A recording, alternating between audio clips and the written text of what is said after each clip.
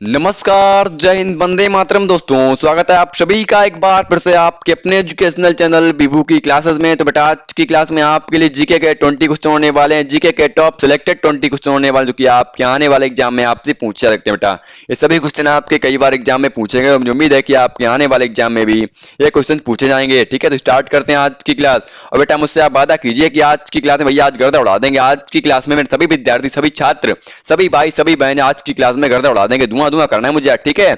आप भी कहीं नहीं जाएंगे, हम भी कहीं नहीं जाएंगे। जाएंगे तभी जब ये सभी 20 क्वेश्चन खत्म हो जाएंगे। तो स्टार्ट करते हैं आज की क्लास। फर्स्ट क्वेश्चन ये रहा आपकी स्क्रीन पर। बेटा, पहला क्वेश्चन आपसे पूछ रहा है, सबसे पहले म्यूचुअल फंड प्रारंभ किया था। सबसे पहले हमारा म्यूचुअल फंड किसने प्रारंभ किया था? भैया, हमारा इसका राइट आंसर आएगा ऑप्शन नंबर सी के साथ जाएगा।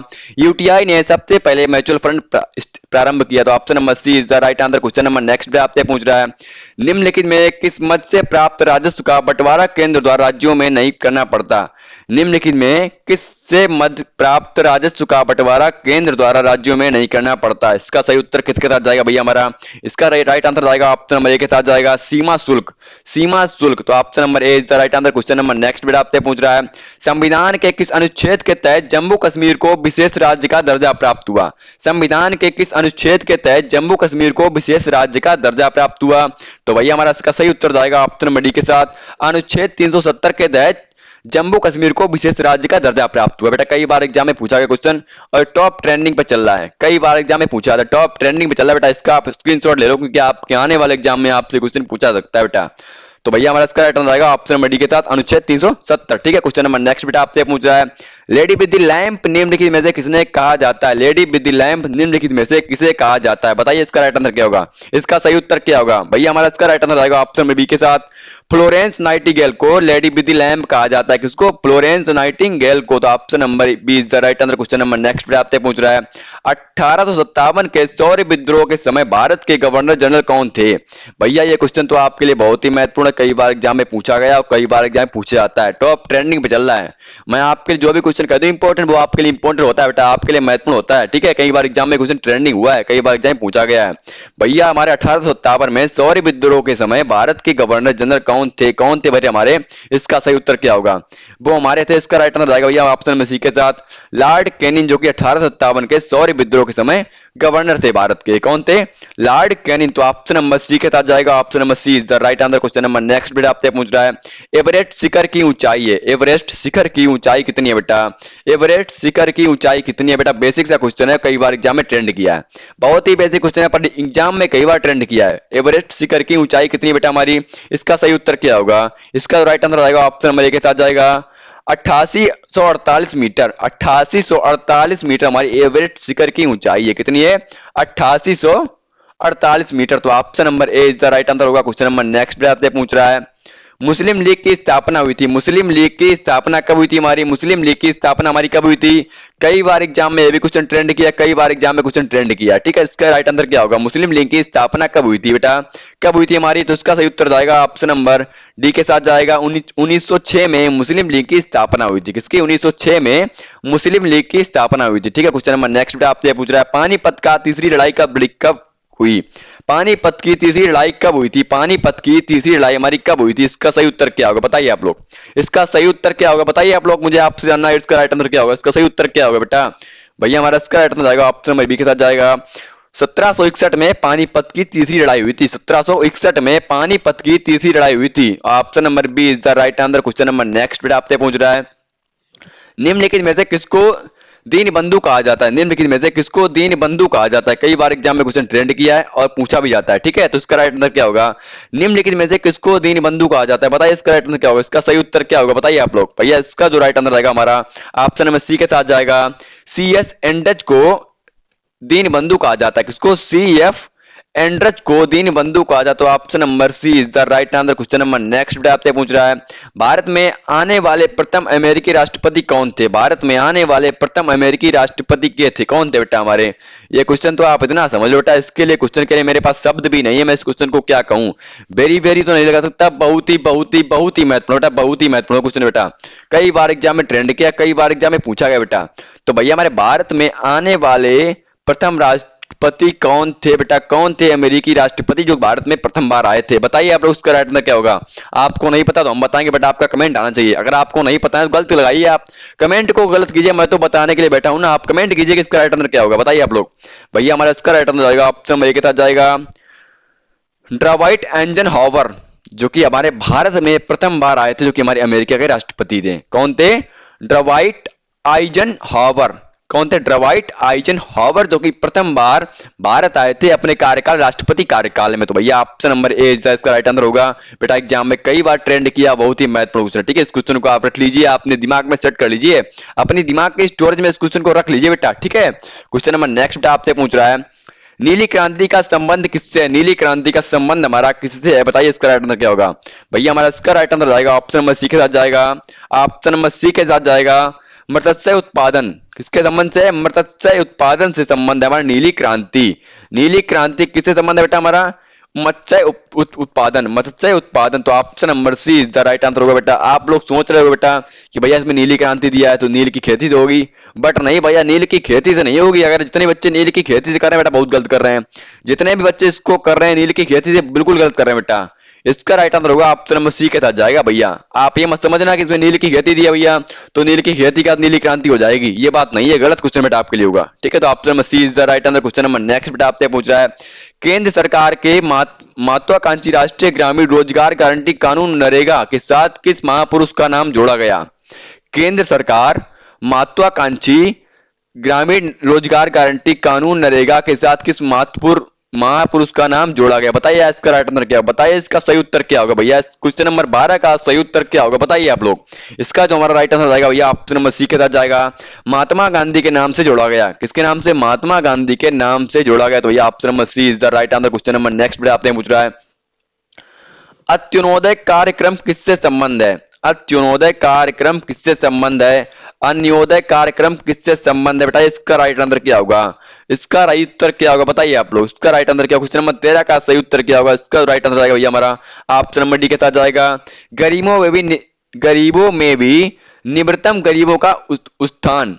गरीबों में भी निम्नतम गरीबों का उत्थान। तो option number D is the right answer. Option number D is the right answer. Question number next आपसे पूछ रहा है, मनी लॉन्ड्रिंग बिल का संबंध निम्नलिखित में से किससे? मनी लॉन्ड्रिंग बिल का संबंध निम्नलिखित में से किससे? बेटा इसका राइट आंसर क्या होगा? इनमें मैंने आपको चार ऑप्शन दिए, बता सकते हो इनमें से कौन किसका संबंध बेटा हमारा मनी लॉन्ड्रिंग से है? बताइए आप लोग, इसका राइट आंसर क्या होगा? क्वेश्चन नंबर 14 का राइट आंसर क्या होगा? क्वेश्चन नंबर 14 का सही उत्तर क्या होगा?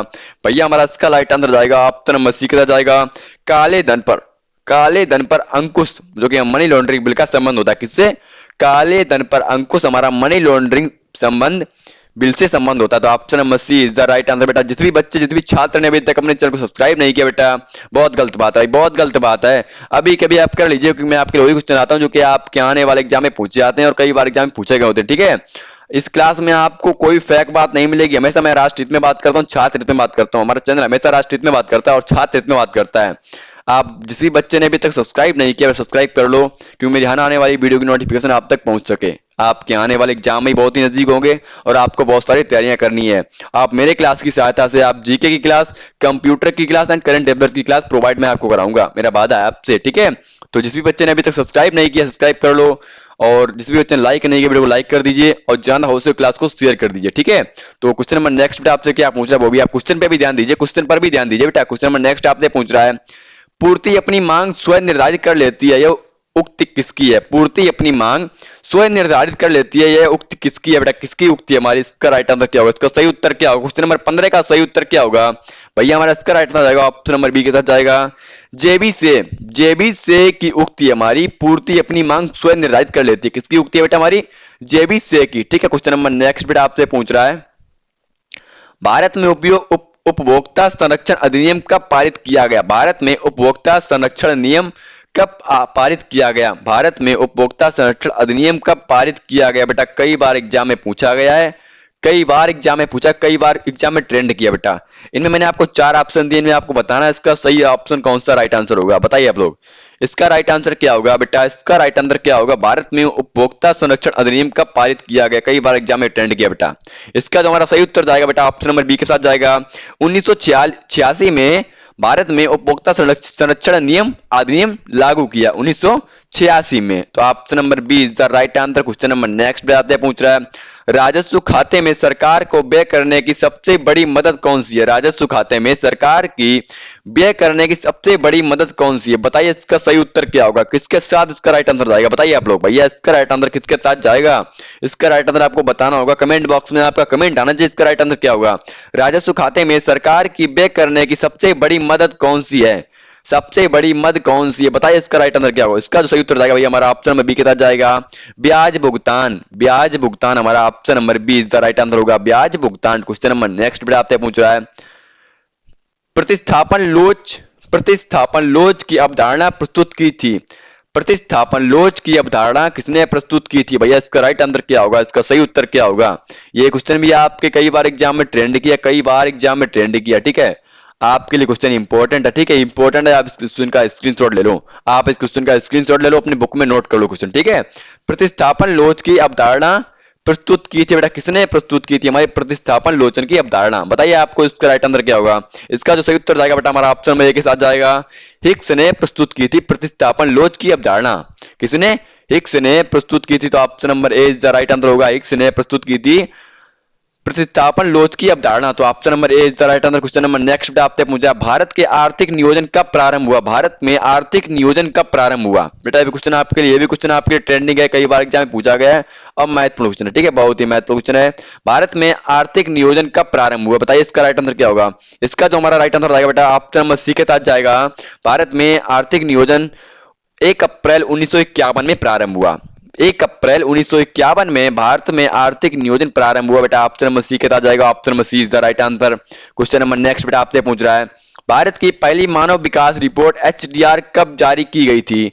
यह क्वेश्चन भी आपके लिए बेटा बहुत ही महत्वपूर्ण। भारत की पहली एचडीआर रिपोर्ट कब जारी की गई थी? एचडीआर रिपोर्ट कब जारी की गई थी बेटा, कई बार एग्जाम में पूछा गया क्वेश्चन और ट्रेंडिंग पे चल रहा है, कई बार एग्जाम में पूछा गया, ठीक है।